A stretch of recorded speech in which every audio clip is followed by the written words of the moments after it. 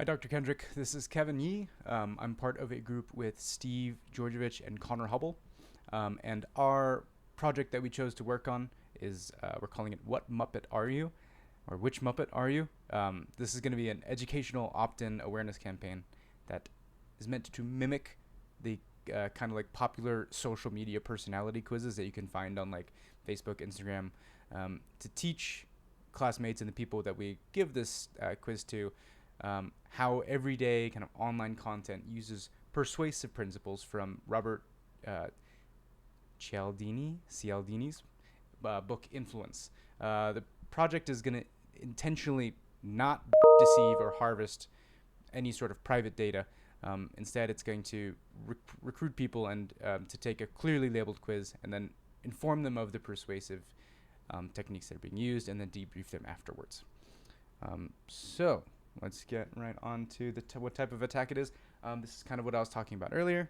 It's an educational simulated quiz, not a real attack.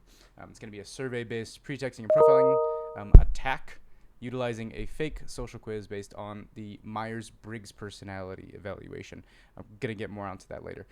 That's going to gather information on users via questions asked within the quiz, similar to the scam quizzes I was talking about earlier. The quiz is going to utilize Google Forms. That's what we're thinking right now, while also integrating Google Sheets to score the user's questions and then return them a web page, probably like a bit.ly link or something, that's going to have the results on it. We're still trying to figure out the exact methods of how we're going to do this.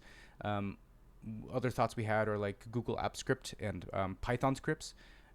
But the most kind of broadly appealing kind of technique that we were thinking, Google Forms sounds pretty easily embraced by people. So that's probably what we're going to end up going with if we can get it to work out.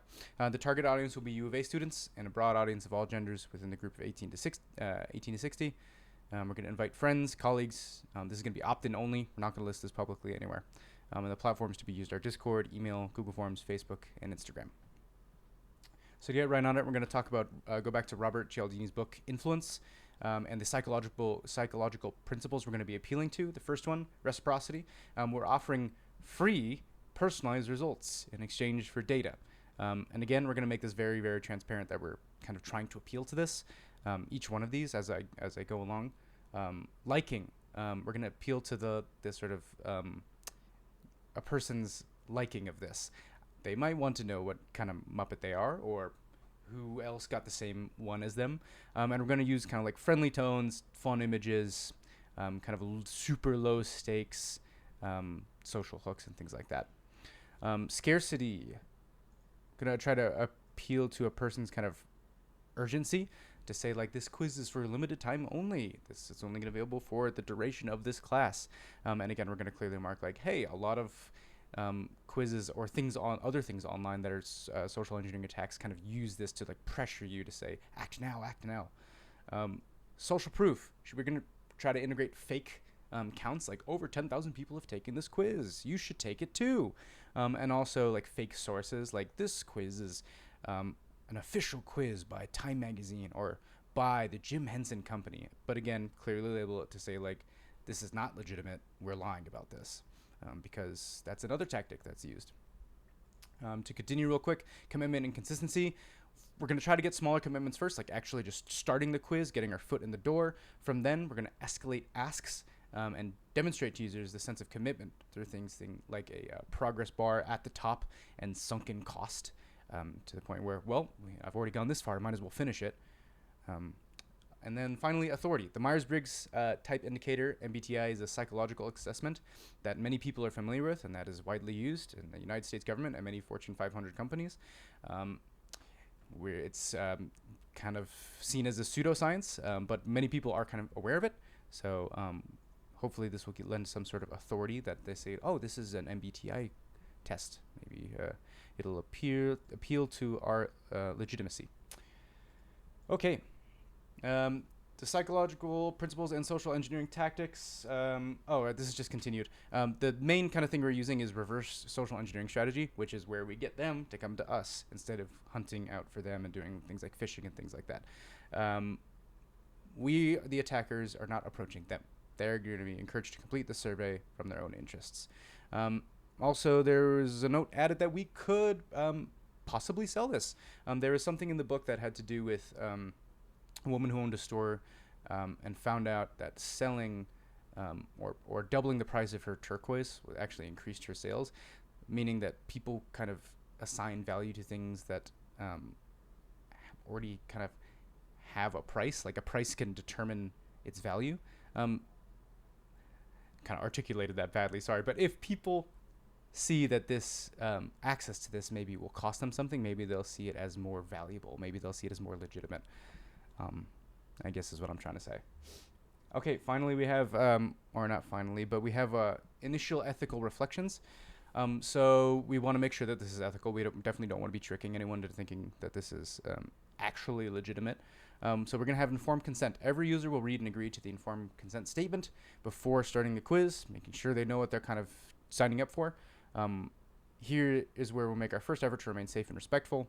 They'll state what is collected, how this data is being stored, and then afterwards of the quiz, they will be debriefed onto everything that was used, the tactics or the techniques that were used to get them to complete the quiz.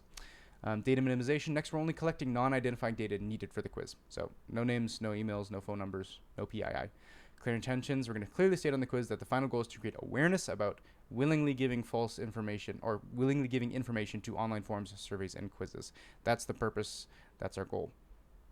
Debrief. After the quiz is complete, we will show a quick debrief page that explains which persuasion techniques and social engineering techniques were used, why they work, and how to avoid falling for manipulative quizzes online later. And then finally, data storage. We'll keep this data. We will delete this anonymous data after the course. But we will let users know that during the duration of this class, their data will be stored. Still going to be anonymous, though.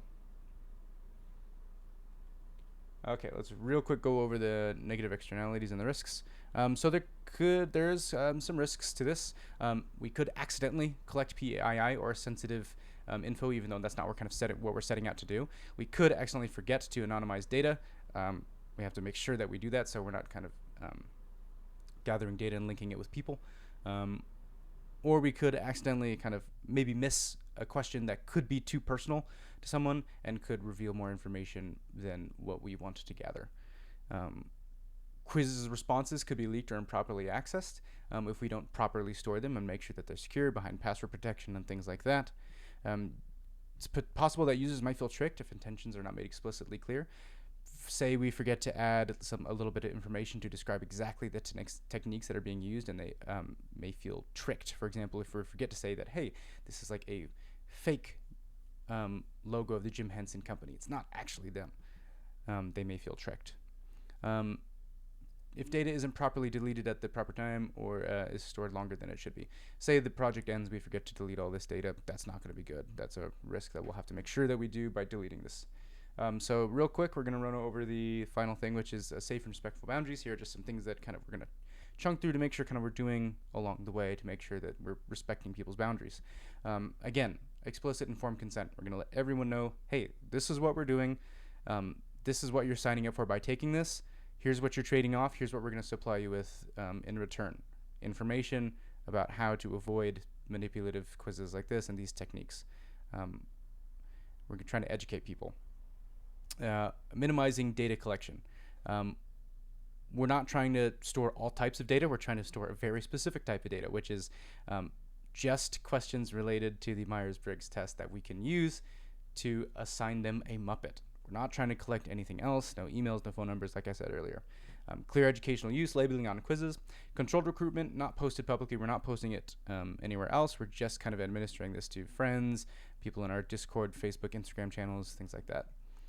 Secure data storage and short retention of data. We're going to make sure that data is being password protected, not accessible by other people, and it's not being kept after the duration of the class.